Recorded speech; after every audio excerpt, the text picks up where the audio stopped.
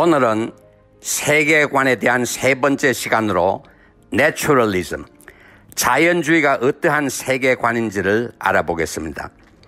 자연주의는 우리 앞에 펼쳐져 있는 자연이 the supreme reality, 최고의 실제로 만물의 시작이며 근원이라는 견해입니다. 이런 세계관에서는 자연을 창조한 초자연적 존재는 있을 수 없다는 것입니다. 이러한 생각들은 지난 시간에 알아본 디이즘, 이신론의 영향을 받아 일어나게 되었던 것입니다.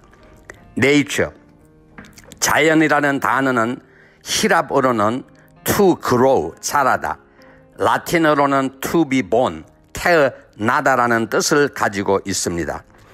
자연적이라고 하면 그것은 이미 존재하는, 의도해서 생긴 것이 아닌 자발적으로, 저절로 등의 뜻을 가지고 있습니다. 사실 자연에서 일어나는 모든 현상들은 어떻게 보면 모두가 다 기적이라고 할 수 있습니다. 그러나 우리들은 비가 내리고 천둥이 치는 것들을 보고 기적이라고 하지 아니합니다. 학자들은 초자연적 존재에 의하여 자연의 현상이 바뀌어질 때 그것들을 보고 기적이라고 정의하고 있습니다.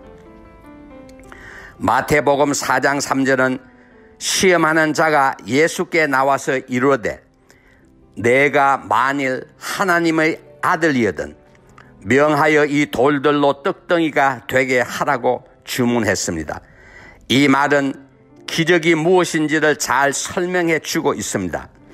기적을 행하느냐 행하지 못하느냐에 따라 초자연적 존재인 하나님인지 아닌지를 판단하겠다는 것입니다.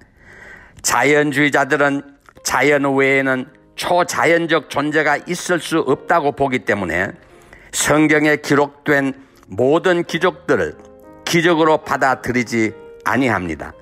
이런 자연주의자들, 즉 무신론자들에게 초자연적인 하나님의 존재를 이해시키기 위해서는 초자연적 존재가 있을 수 있다는 가능성부터 먼저 납득하게 해야 한다는 것입니다.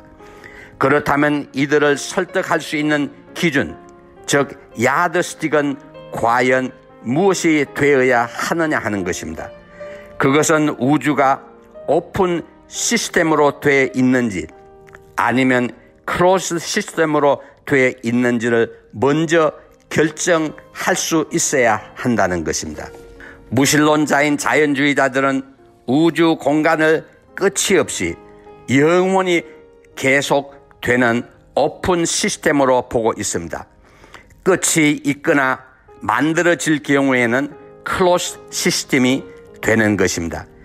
끝이 없는 오픈 시스템에서는 초자연적 존재인 하나님이 존재할 수 있는 룸이 없기 때문에 하나님이 존재할 수 없다는 이론입니다. 저의 두 번째 칼럼인 인과율의 법칙에서 하나님의 비유될 수 있는 작가가 소설을 쓸 때 작가는 소설을 밖에서 소설을 쓰게 되지만 클로스드 시스템이 되는 소설 안에는 작가가 그할 수 없다는 것을 이야기했었습니다. 따라서 유신론자들인 초자연주의자들은 반대로 우주 공간을 클로스드 시스템이라고 주장하면서 하나님은 그 클로스드 시스템 넘어, 즉 비욘드에 존재하고 있다고 믿는 것입니다. 오늘날의 과학자들은 태양을 중심으로 돌고 있는 모든 위성과 행성들은 중력과 인력에 의하여 밀고 당기면서 인터락드, 서로 맞물려져 움직이고 돌고 있다고 보고 있습니다. 우주 공간을 클로스드 시스템으로 보는 유신론자들은 빛이나 중력, 인력 등이 미치는 곳까지를 시스템의 경계선으로 보고 이 경계선을 넘어서는 그야말로 아무것도 없는 진정한 무의 상태로 보고 있다는 것입니다. 일부 과학자들은 태양계나 은하계 외에 또 다른 시스템이 있을 수 있다고 주장하기도 합니다. 이 주장이 사실이라고 하더라도 그 시스템은 태양계처럼 클로스드 시스템으로 존재하기 때문에 하나님은 클로스드 시스템 너머에 결국 존재할 수 있다는 것입니다. 지금 우리는 우주가 오픈 시스템인지 클로스드 시스템인지에 대해서 견해가 다르지만 설령 과학적으로 이 문제가 해결된다고 하더라도 이 과학이 하나님의 존재를 확정지을 수 있는 절대적 해답이 된다고 볼 수도 없는 것입니다. 그렇다면 우리들의 선택은 결국 하나님이라고 계시하여 주신 여호와를 창조주 하나님으로 받아들이느냐 아니냐 하는 선택의 문제만 남게 된다는 것입니다. 창세기 1장 1절은 태초에 하나님이 천지를 창조하시니라. 땅이 혼돈하고 공허하며 흑암이 깊음 위에 있고 하나님의 영은 수면 위에 운행하시니라. 하나님이 이르시되 빛이 있으라 하시니 빛이 있었고 빛이 하나님이 보시기에 좋았더라. 하나님이 빛과 어둠을 나누사 하나님이 빛을 낮이라 부르시고 어둠을 밤이라 부르시니라. 저녁이 되고 아침이 되니 이는 첫째 날이라.